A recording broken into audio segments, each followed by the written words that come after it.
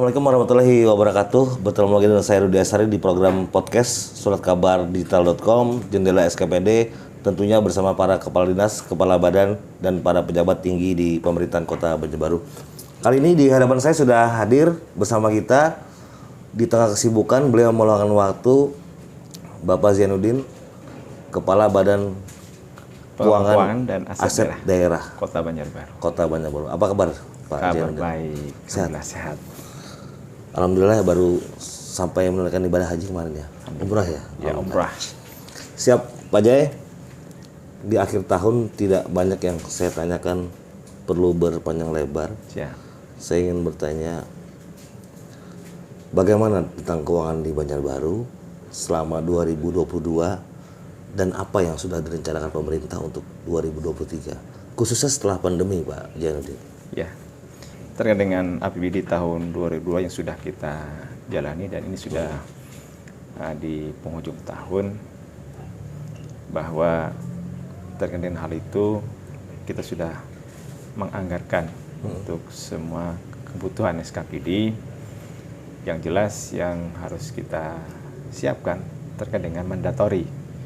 Karena dalam aturan APBD itu ada mandatori yang sudah digariskan oleh pemerintah pusat yang harus kita penuhi. Nah, kalau tidak, itu nanti menjadi catatan baik oleh pemerintah provinsi maupun dari pemerintah pusat terhadap materi tersebut.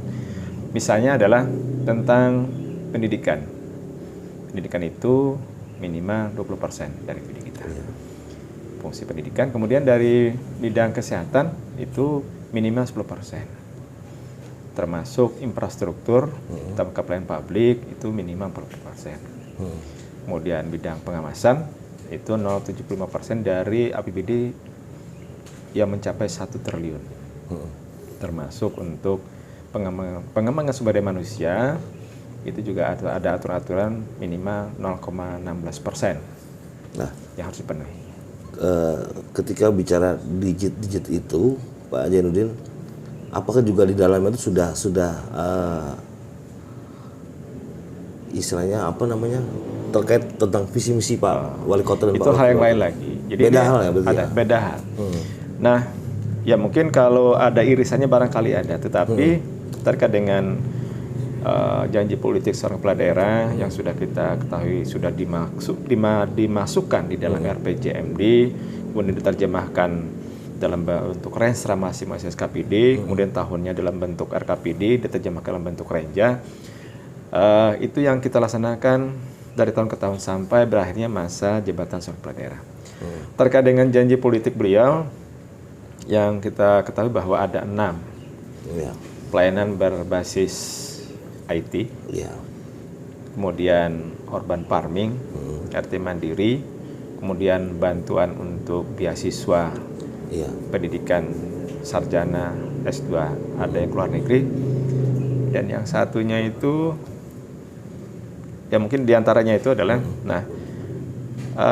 ini sudah kita penuhi juga di masing-masing SKPD, termasuk home care saya kira tadi kan, home care, urban farming, RT mandiri yang ini sudah berjalan. Artinya secara slot anggaran aman berarti aman, untuk 2023 ya. Dan bahkan program tersebut kita lanjutkan di tahun 2023. Di tahun 2023. Nah, Pak Zainuddin, tentunya ini yang saya tunggu-tunggu sehingga penghujung tahun ini, Pak Zainuddin. Banjarbaru kan baru berstatus ibu kota Provinsi Kalimantan Selatan. Tentunya banyak hal yang menjadi pekerjaan rumah baru di Banjarbaru, termasuk bukan hanya soal infrastruktur, tapi juga bagaimana menyiasati, membuat strategi tentang perencanaan keuangan. Apa yang sudah disepakati antara pemerintah kota dan juga Pak Wali Kota dan Pak Wakil tentang ini? Yang kita pahami terkait dengan Banjarbaru sebagai ibu kota provinsi, sesuai dengan pesan-pesan oleh di atas kita seperti provinsi, termasuk pemerintah pusat, agar menata ruang itu penting. Jangan sampai nanti ke depannya itu Banjarbaru ini menjadi semeraut. Jadi ada ruang-ruang yang harus disiapkan sesuai dengan fungsi ruang itu sendiri. Nah, terkait dengan hal itu tentunya ada konsekuensi tentang anggaran. Ya saya kira sebagai persiapan ibu kota yang sudah menjadi ibu kota provinsi ini dan menyambut menjadi ibu kota ini, tentunya ada beberapa selain daripada infrastruktur penataan ruang tadi, tentunya ada infrastruktur yang lain juga yang kita siapkan. Sesuai dengan kemampuan keuangan daerah, sesuai dengan kemampuan pemerintah kota Banjarbaru, yang tentunya juga harus di backup oleh pemerintah provinsi termasuk pemerintah pusat. Kalau pusat itu biasanya terkait dengan dana dekonsentrasi, tugas bantuan. Nah kalau pemerintah provinsi tentunya juga mereka juga punya anggaran, kebetulan berada di sini kantor provinsi kita tentunya secara simultan, secara bertahap menyiapkan Banjarbaru menjadi ibu kota provinsi sebagai penyangga juga ibu kota IKN kita. Iya. Nah ibu kota nasional ya kami pikir juga Banjarbaru ini tempat yang strategis karena kita punya bandara. Kemudian ada kabar-kabari kalau misalnya nanti untuk jalan tol juga yang akan melewati Banjarbaru. Dan ini prospek ke depan yang tentunya mempengaruhi pertumbuhan ekonomi kota Banjarbaru dari sisi peningkatan PAD kita. Baik itu terkait dengan perhotelan, barangkali terkait dengan termasuk event-event juga ya, promosi-promosi daerah juga Pak ya. Dan ini sekarang sudah terbukti banyak event-event yang diselenggarakan di sini. Ya, dan faktanya setelah pandemi ini juga langsung signifikan naik ya. Kita kan kemarin masa pandemi memang agak menurun. Iya.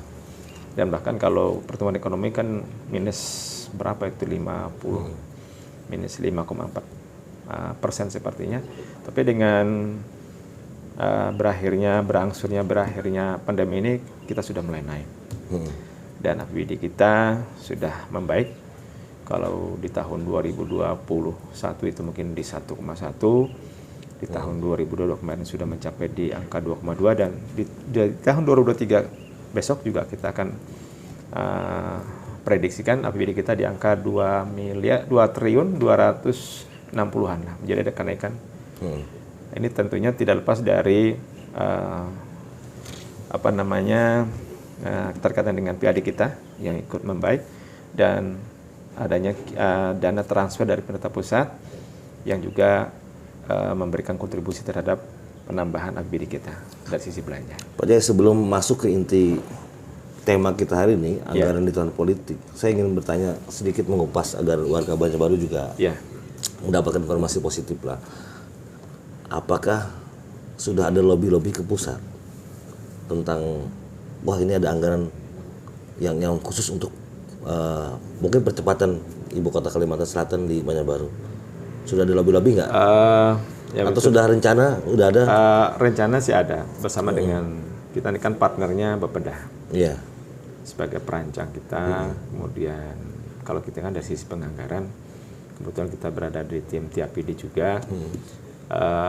Memang atas arahan pimpinan juga kita mencoba termasuk dengan SKPD teknis kita mencoba mencari peluang di pemerintah pusat. Jadi kalau kita dalam membangun kota ini dan mereka persiapan dan mereka pelaksanaan ibu kota provinsi, kalau hanya mengenai APBD kita itu kan kecil. APBD kita hanya di angka 1,2 triliun.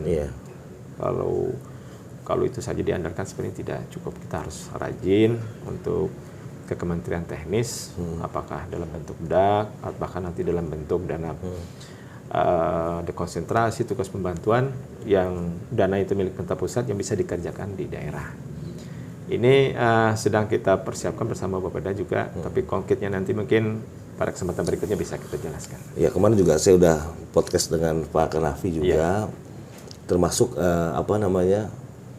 manfaatnya ada afeksi tuan rumah kemarin, bagaimana juga Banjarbaru menjadi bagian pengunci juga ya, agar IKN juga terlaksana dengan baik dan mendapatkan keuntungan bagi kota-kota di Kalimantan Selatan. Nah, kemudian ini Pak Jainuddin, masuk ke soal anggaran di tahun politik 2024 sebentar lagi, tentunya ada menghitung lah di 2023 ini. Apakah itu mempengaruhi pada saat di kondisi kita berstatus perubahan ibu kota, kemudian pasca pandemi juga, kemudian banyak hal yang harus, kemarin juga sempat inflasi di Banjarbaru. Apakah ini mempengaruhi juga Pak Zainuddin?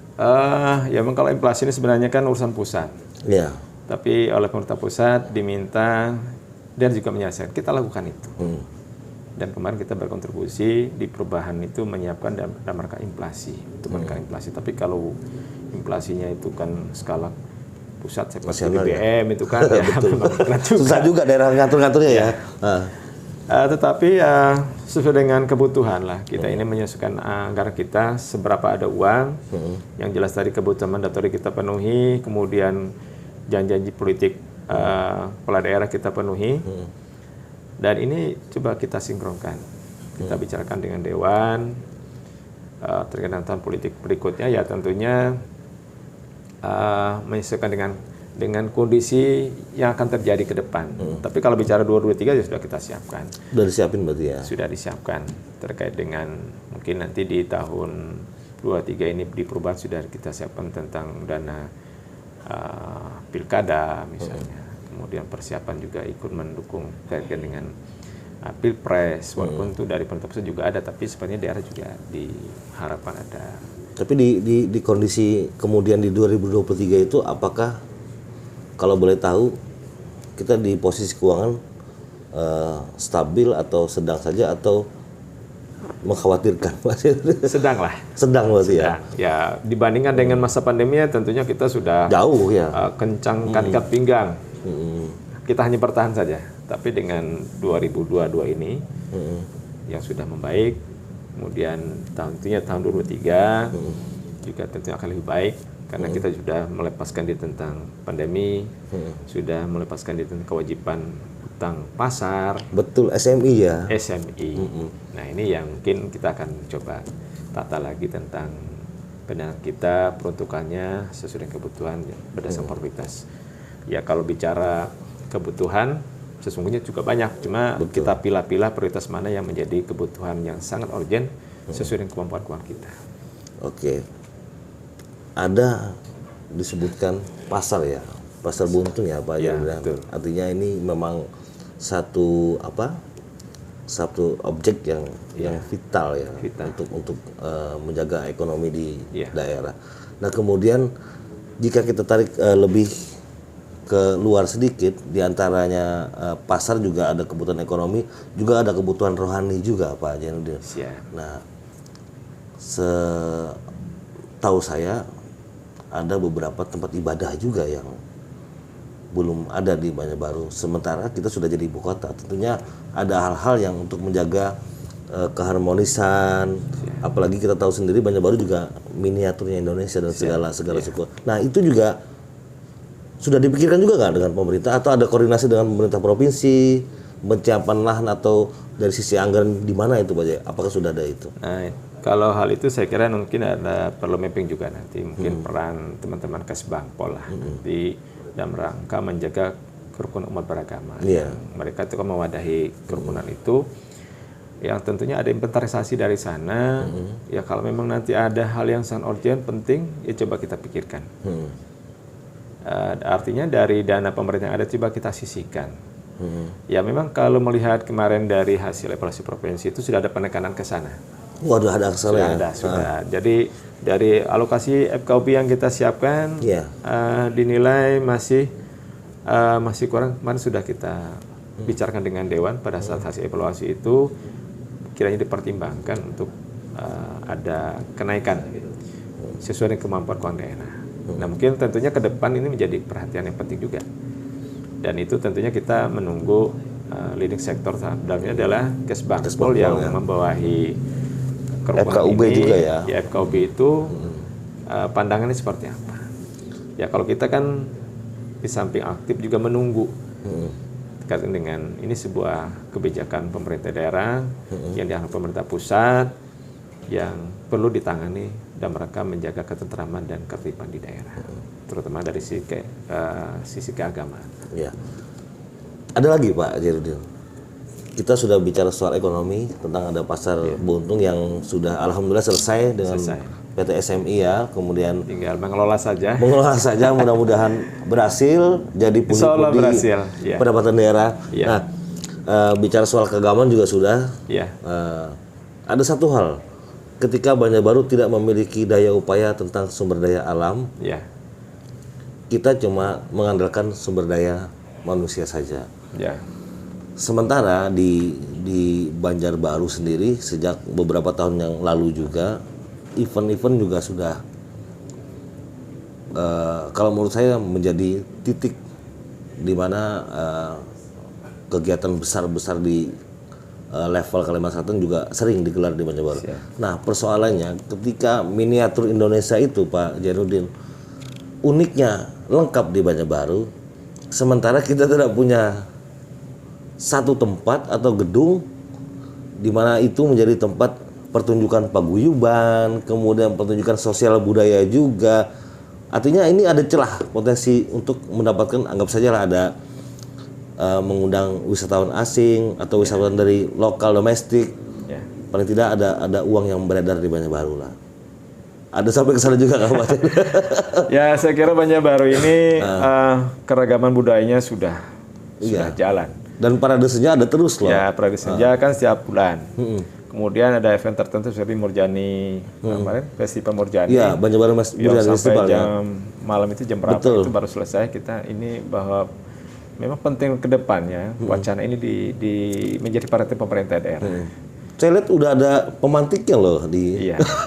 Dan ini sayang bahkan kalau ini di sekadar festival tahunan aja kan sayang nggak ada ininya ya, kan. Memang harusnya berkelanjutan. Jadi memang ada program-program terkait dengan budaya ini yang digagas oleh teman-teman oleh Dinas Pariwisata ya di Subarabotpar itu yang saya kira ini menjadi potensi yang baik. Iya, lumayan kan menjadi hal daya tarik ya, magnet sendiri bagi daerah lain untuk berkunjung ke Kota Banjarbaru. Nah, tapi kalau Pak Jainuddin sendiri mungkin punya pemikiran sebagai Kepala Badan Keuangan itu tadi, dari yang kita bicara dari awal tadi, apakah itu termasuk skala prioritas juga karena kita berstatus ibu kota, Pak? Ya, tentunya menjadi hal penting juga karena memang yang pertama ini kan saya pikir juga pemerintah ingin mewujudkan tempat olahraga seperti stadion. Ya, sports center juga perlu. Betul. Kemudian karena kita ini miniatur Indonesia mungkin keragaman budaya juga. Nah, cuman ini tentunya kalau hanya mengandalkan kemampuan daerah kita mungkin lagi perlu pemikiran. Makanya saya kira juga teman-teman yang punya kewajiban dinas-dinas teknisnya mungkin kita bisa bersama-sama nanti bisa mencarikan solusi peluang kepada kementerian yang tadi saya sampaikan bisa menggunakan dana dekonsentrasi tugas pembantuan yang ada dana apakah itu dananya dari Kementerian Pemuda Olahraga atau pariwisata lainnya yang bisa kita ambil dari sana. Saya kira itu hal yang penting juga untuk ke depan kita sama-sama mencari solusi ini. Terakhir Pak Jainuddin untuk menutup podcast di akhir tahun ini juga, apa yang ingin Anda sampaikan kepada seluruh SKPD tentang pengelolaan keuangan agar Banjarbaru memang benar-benar anggaran yang terkumpul dari seluruh elemen itu bisa tepat sasaran. Ya. Yang pastinya di 2023 Pak. Ya, APBD 2023 kan sudah kita susun. Berdasarkan skala prioritas. Dan kita tinggal menjalani. Dan kami berharap apa yang sudah kita susun ini agak ada percepatan pembelanjaan, karena kalau percepatan belanja itu tentunya ada pengaruhnya, efeknya terhadap pertumbuhan ekonomi kita, perputaran uang di Banjarbaru, dan dari sisi serapan anggaran itu juga menjadi perhatian dari pemerintah pusat. Dan ini selalu kita laporkan, karena uang yang diberikan oleh pemerintah pusat melalui dana transfer itu akan dipantau dari bulan ke bulan, dan kita melaporkan itu. Karena kalau tidak dilaporkan, sekarang tuh tidak ada istilah uang gratis dari pemerintah pusat. Harus diimbangi dengan kewajiban administrasi yang harus kita sampaikan. Selesaikan juga ya. Ya, jadi kita berharap mungkin kalau sudah waktunya harus ada pelelang dilelang. Jadi dilakukan itu sehingga serapan anggaran bisa ada percepatan. Oke, Pak Jainuddin, terima kasih atas waktunya. Sama-sama. Menutup podcast Jendela SKPD di akhir tahun. Siap. Sehat terus dan tetap menjadi salah satu orang yang memberikan banyak manfaat untuk Banjarbaru khususnya. Terima kasih atas Bajai, kehadirannya. terima kasih, siap. Oke. Oke, warga Banjarbaru, ini adalah podcast di penghujung tahun bersama Pak Haji Zainuddin. Beliau adalah Kepala Badan Keuangan dan Aset Daerah Kota Banjarbaru. Mudah-mudahan informasi ini bermanfaat baik bagi masyarakat juga pemerintah daerah ataupun para pemangku dan pengambil kebijakan dan juga para anggota DPR di rumah rakyat. Sampai jumpa di podcast suratkabardigital.com jelas SKPD di tahun 2023. Mudah-mudahan Banjarbaru menjadi kota yang tetap ramah dan bisa membanggakan karena sudah berstatus sebagai ibu kota Provinsi Kalimantan Selatan. Dan jangan lupa Banjarbaru juga menjadi bagian penunjang ibu kota negara. Penyangga juga. Sampai jumpa. Wabillahi taufiq wal hidayah. Wassalamualaikum warahmatullahi wabarakatuh. Waalaikumsalam.